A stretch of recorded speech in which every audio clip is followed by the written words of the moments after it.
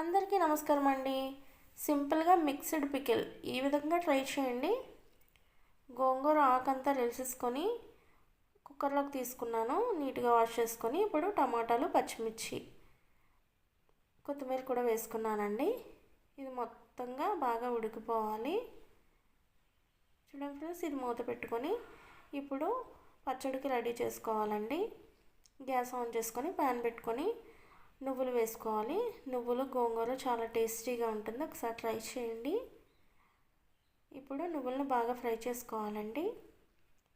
మరి మాడిపోకుండా దూరపదునుగా ఫ్రై చేసుకోవాలి. చూడండి, ఈ విధంగా ఫ్రై అయిపోవాలి. ఇవి ఒక ప్లేట్లోకి తీసుకోవాలండి. ఇప్పుడు ఇదే ప్యాన్లో పల్లీలు వేసుకోవాలండి. మీకు ఎన్ని నచ్చితే అన్ని వేసుకోవచ్చు. నేనైతే ఇవి వేసుకుంటున్నాను. ఇవి కూడా బాగా ఫ్రై అయిపోయండి.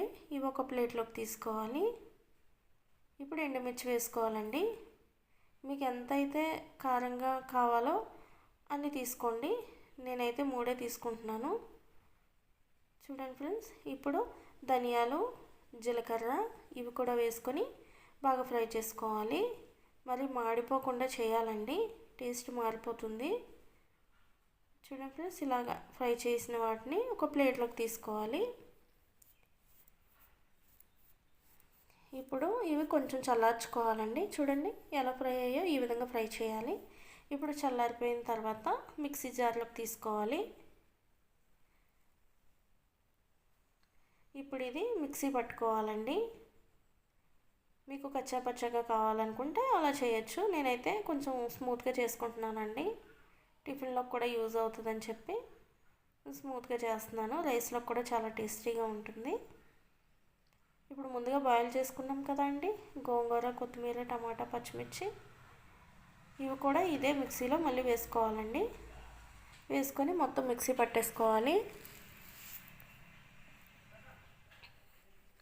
ఇది కూడా మీకు కచ్చాపచ్చగా కావాలంటే చేయొచ్చు. నేనైతే మెత్తగానే చేస్తున్నాను. రుచికి తగ్గట్టుగా సాల్ట్ వేసుకోవాలి. ఒక 5 వెల్లుల్లి రెబ్బలు వేసుకోవాలి. ఇలా పచ్చిగా వేసుకుంటేనే టేస్ట్ బాగుంటుందండి. చూడండి ఎంత మెత్తగా అయిపోయిందో.